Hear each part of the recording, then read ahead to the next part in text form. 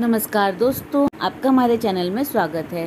बैसाख मास का विशेष महत्व है। इस मास में व्रत, पूजा, दान करने तथा किसी पवित्र नदी या सरोवर में स्नान करने का लाभ मिलता है।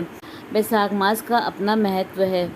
इसके समान कोई मास नहीं, सतयुग के समान कोई युग नहीं, वेदों के समान कोई शास्त्र नहीं, गंगा सागर के समान कोई तीर्थ नहीं है। अपने कतिपय वैशिष्ट्य के कारण ही बैसाख मास उत्तम माना गया है। नारद जी ने एक बार राजा अम्बरीश से कहा कि बैसाख मास को ब्रह्मा जी ने सब मासों में उत्तम सिद्ध किया है। यह माता की भांति सब जीवों को सदा अभिष्ट वस्तु प्रदान करता है। धर्म, यज्ञ, क्रिया और तपस्या का सार है। बैसाख मास संपूर्ण देवताओं द्वारा पूजित है। जैसे विद्याओं में वेद विद्या, मंत्रों में प्रणव, वृक्षों में कल्पवृक्ष, गाय में कामधेनु, देवताओं में भगवान विष्णु, वर्णों में ब्राह्मण, प्रिय वस्तुओं में प्राण, नदियों में गंगा, तेजों में सूर्य, अस्त्र शस्त्रों में चक्र, धातुओं में स्वर्ण, वैष्णवों में शिव तथा रत्नों में कौस्तुभमणि है। कौस्तुभमणि भगवान विष्णु धारण करते हैं, जो कि समुद्र मंथन के समय प्राप्त 14 मूल्यवान वस्तुओं में से एक है। यह मणि जहाँ भी होती है वहाँ किसी भी प्रकार की देवी आपदा नहीं होती। उसी प्रकार धर्म के साधनभूत बैसाख में बैसाख मास को उत्तम माना जाता है। इन 8 बातों का त्याग करना चाहिए। बैसाख के महीने में व्रत का पालन करने वाला जो जातक पदम पत्ते यानी कि पलाश के पत्ते पर भोजन करता है वह सब पापों से मुक्त हो जाता है। जो विष्णु भक्त बैसाख मास में नदी तालाब में स्नान करता है वह 3 जन्मों के पापों से मुक्त हो जाता है। सूर्योदय के समय किसी समुद्रगामिनी नदी में बैसाख स्नान करता है वह 7 जन्मों के पापों से तत्काल मुक्त हो जाता है। भगवान विष्णु का वरदान प्राप्त करने के उद्देश्य से बैसाख मास स्नान का व्रत लेना चाहिए। स्नान के उपरांत भगवान विष्णु की पूजा करनी चाहिए। स्कंद पुराण के अनुसार बैसाख मास के देवता भगवान मधुसूदन हैं। बैसाख मास में मधुसूदन की इस प्रकार स्तुति करनी चाहिए। हे मधुसूदन, हे देवेश्वर माधव, मैं सूर्य के मेष राशि में स्थित होने पर बैसाख मास में प्रातः स्नान करूंगा। आप इसे निर्विघ्न पूर्ण कीजिए। और इसके बाद सूर्य देव को अर्घ देना चाहिए, ओम गृणी सूर्याय नमः बोलते हुए।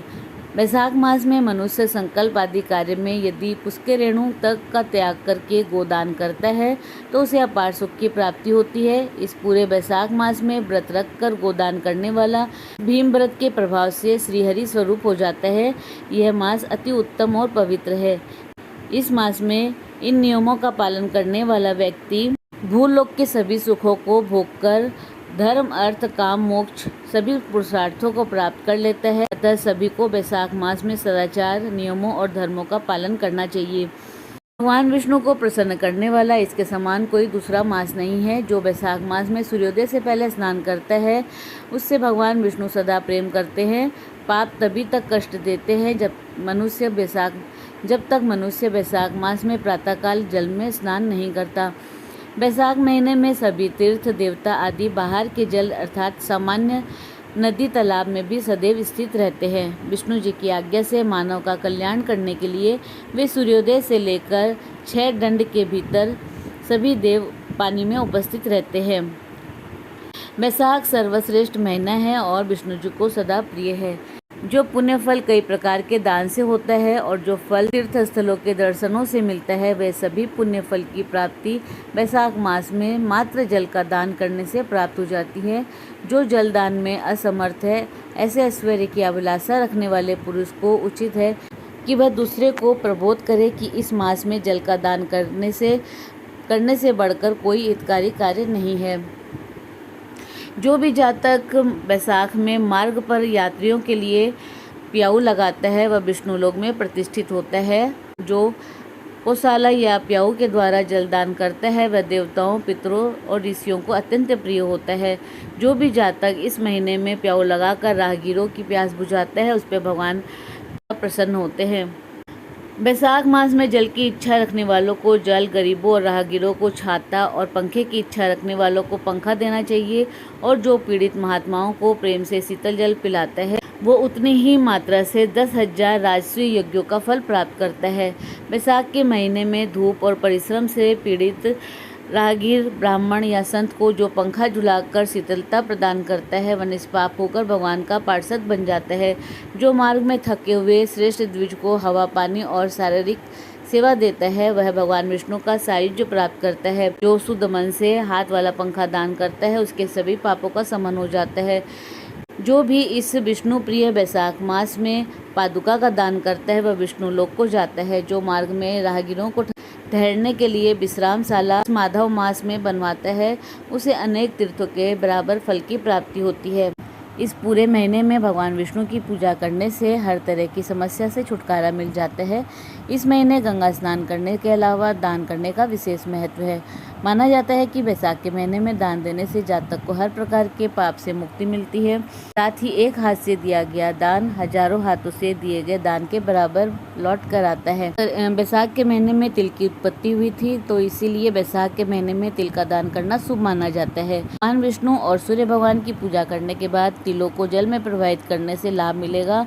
साथ ही तिल या इससे बनी वस्तुओं का दान देने से दुगना लाभ मिलेगा। इस महीने फलों का दान करने का भी महत्व है। इस महीने सबसे अधिक मात्रा में आम आने लगते हैं। ऐसे में आप इस फल का दान अवश्य दें और भगवान के प्रसाद में भी आम का फल जरूर अर्पण करें। गुड़ का दान। बैसाख के महीने में गुड़ का दान महादान माना जाता है। गुड़ का दान करने से आपकी कुंडली में सूर्य की स्थिति अच्छी होगी। इसके साथ ही आपको कैरियर में ऊंचाई मिलेगी। साथ ही समाज में मान सम्मान बढ़ेगा। सत्तू। बैसाख के महीने में सत्तू का दान देना लाभकारी माना जाता है। सत्तू का संबंध ग्रहों के राजा सूर्य और गुरुदेव बृहस्पति से है। इसीलिए इस महीने में सत्तू का दान देने से कुंडली में इन दोनों ग्रहों की स्थिति मजबूत होती है। इसीलिए अपनी श्रद्धा के अनुसार सत्तू का दान इस महीने में अवश्य दें। जल पिलाएं। बैसाख के महीने में काफ़ी गर्मी होती है तो ऐसे में सबसे ज़रूरी चीज़ जल है। ऐसे में आप चाहे तो किसी को 2 घड़े जल से भरे हुए भेंट कर सकते हैं। पहला घड़ा पूर्वजों का आशीर्वाद पाने के लिए और दूसरा भगवान विष्णु के नाम पर दान दे सकते हैं। जिस दिन आप घड़े का दान करने वाले हो उस दिन पहले भगवान विष्णु की विधिवत तरीके से पूजा जरूर करें। इसके बाद दान करें। किसी जगह पर प्याऊ भी लगवा सकते हैं। घर या मंदिर में तुलसी का पौधा लगाना। बैसाख के पूरे महीने तुलसी की पत्तियों से भगवान विष्णु की पूजा करना बहुत फलदायी माना जाता है। ऐसा करने से व्यक्ति को हर कार्य में तरक्की मिलने के साथ ही घर परिवार में सुख समृद्धि बढ़ती है। इस पूरे महीने में तुलसी को जल अवश्य दें और भगवान विष्णु की पूजा तुलसी से अवश्य करें। शास्त्रों के अनुसार बैसाख के महीने में जप तप हवन आदि करने से व्यक्ति की सभी मुश्किलें हल होती है। मान्यता है कि इस महीने में सुबह जल्दी उठकर स्नान आदि करने से, सच्ची श्रद्धा के साथ भगवान विष्णु की पूजा करने से आपको अश्वमेध यज्ञ के समान पुण्य की प्राप्ति होती है और जीवन के हर क्षेत्र में सफलता हासिल होती है। स्कंद पुराण के अनुसार इस माह की तुलना किसी अन्य मास से नहीं की जा सकती। जिस भांति सतयुग के समान कोई युग नहीं, वेदों के समान कोई शास्त्र नहीं, गंगा के समान कोई तीर्थ नहीं, उसी प्रकार बैसाख महीने के समान कोई महीना नहीं। मास कथा एक बार ऋषि अम्बरीश दीर्घ तप के बाद गंगा तीर्थ की ओर जा रहे थे तो मार्ग में उन्हें देवर्षि नारद जी का दर्शन हुआ। उचित आदर देते हुए अम्बरीश जी ने देवर्षि से एक प्रश्न किया कि मैं बहुत दिनों से इस उलझन में हूँ कि ईश्वर ने प्रत्येक वस्तु में किसी श्रेष्ठ कोटि की रचना की है। मासों में कौन सा मास सर्वश्रेष्ठ है? इस पर देवर्षि नारद जी ने कहा कि जब समय विभाजन हो रहा था उस समय ब्रह्मा जी ने बैसाख मास को अत्यंत पवित्र सिद्ध किया। जिस भांति माता अपने बच्चों को अभिष्ट वस्तु प्रदान करती है उसी भांति बैसाख का महीना भी मनोकामना को सिद्ध करता है। धर्म, यज्ञ, क्रिया और व्यवस्था का सार बैसाख के महीने में ही है। संपूर्ण देवताओं द्वारा पूजित भगवान विष्णु को यह मास सर्वाधिक प्रिय है। यह महीना संयम, अहिंसा, अध्यात्म, स्वाध्याय और लोक सेवा का मास है। विष्णु प्रिय बैसाख मास में पादुका यानी कि चप्पल दान करना चाहिए। तो दोस्तों, आप सभी बैसाख के महीने का पूर्ण लाभ प्राप्त करें और इसी प्रकार रोचक जानकारी के लिए आप हमारे चैनल को लाइक, शेयर व सब्सक्राइब करें। हमारे चैनल में विजिट करने के लिए धन्यवाद।